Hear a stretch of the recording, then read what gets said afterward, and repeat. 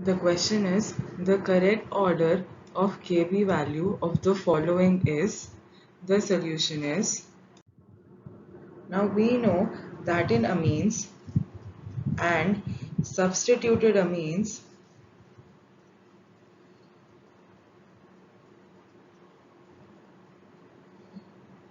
the lone pair of electron over the nitrogen atom is available for donation. There are some additional effects